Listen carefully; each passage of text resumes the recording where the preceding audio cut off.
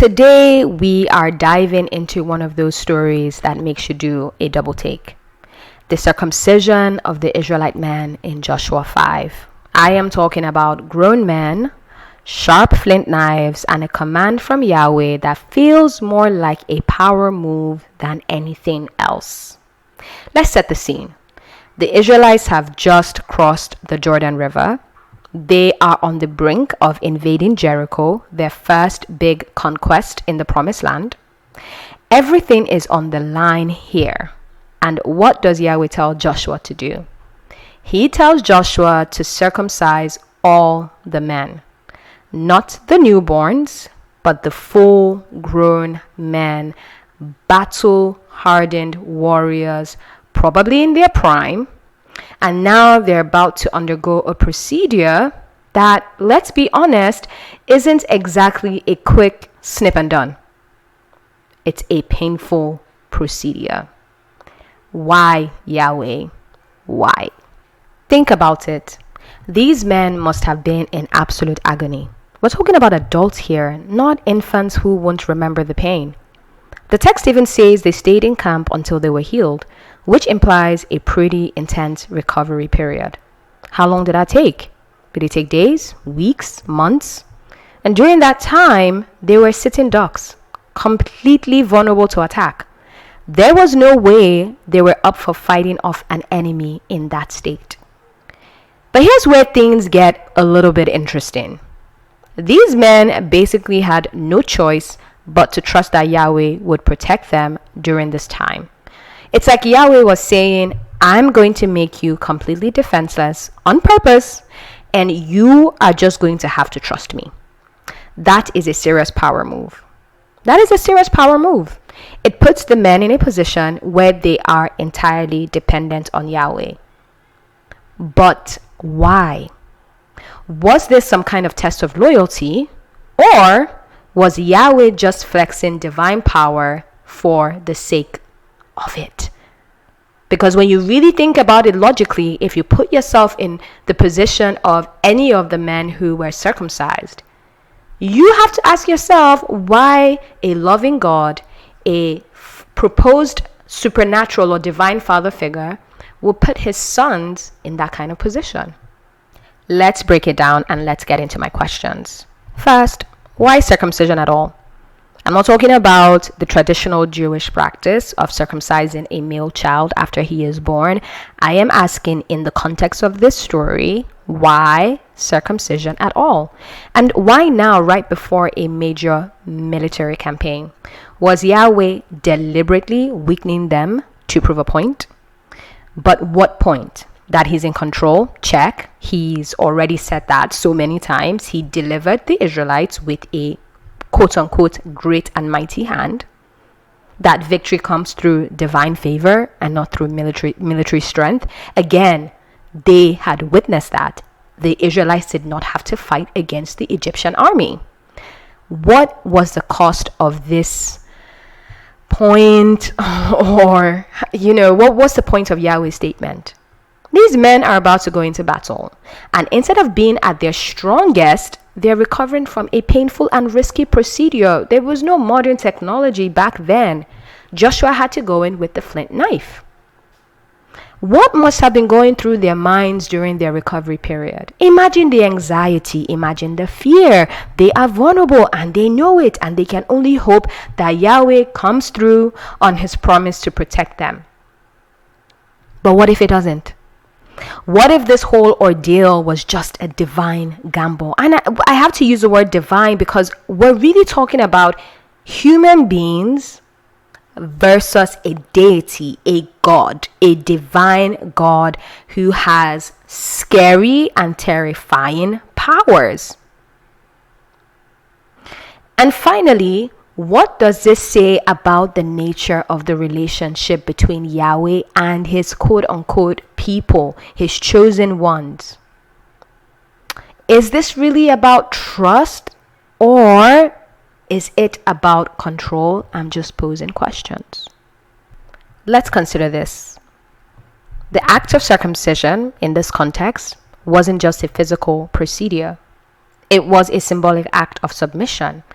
And if you know anything about the way submission is preached in charismatic and evangelical circles, then you know that submission is a pretty big deal to Yahweh. These men were literally marked by Yahweh, their bodies altered in a way that permanently signified their belonging to Him. It was not enough for Yahweh to say, "These are my chosen ones." It was not enough for Yahweh to say, "Israel is the apple of my eye. Israel is my darling." Okay? He had to mark them. But in the process of marking them, now let's switch to the humanity of the situation.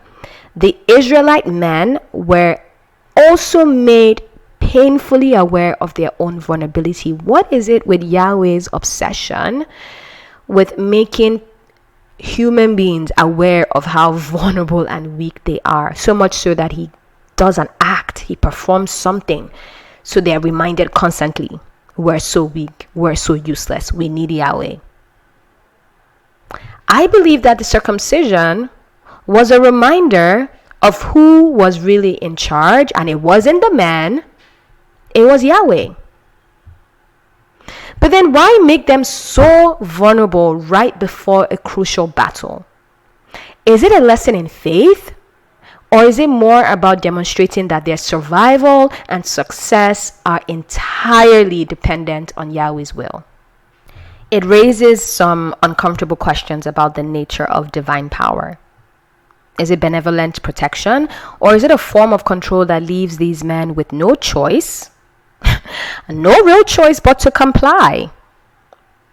And what about the timing? Why didn't Yahweh command this circumcision at a less critical moment when the men could recover without the looming threat of battle? It's almost like the timing was meant to amplify their dependence on Yahweh. But is that trust, or is it coercion? Is this an example of faith, or is it a demonstration of how power can be used to keep people in line? We don't only need to look at religious text to see examples of leaders, authoritarians, dictators using power, using the vulnerabilities of their subjects, of their followers, to keep them in line. It's in history. It's everywhere in history. So looking at it in the religious context, in the context of people like me when I was a Christian, worshiping this God, serving this God, using His word or the physical representation of His word as the guiding book or one of the guiding books of my life, I have to ask these questions. Was the relationship an entire power play? Because when I was a Christian, I believed, and I was told many times, that the most trying moments in my life were ordained, designed, allowed, permitted by Yahweh to do something.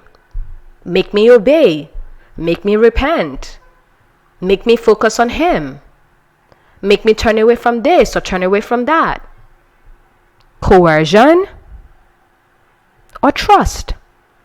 Faith or an unnecessary demonstration of power? Let me get down from my soapbox.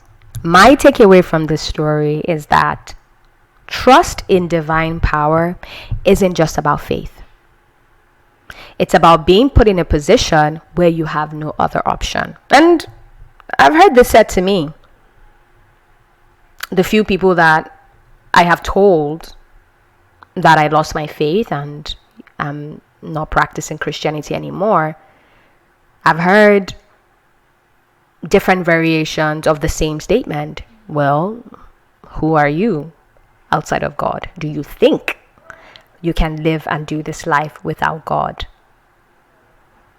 How can your faith be affected by whatever happened to you? Then it never existed. What if it wasn't just about faith, but a real belief that outside of this being, outside of this deity, outside of this divine Father, I have nothing else. I am nothing. I am flesh. I am dust. I am a nobody outside of Him. It's something worth considering and thinking about. Thank you for listening. Until next time, keep questioning.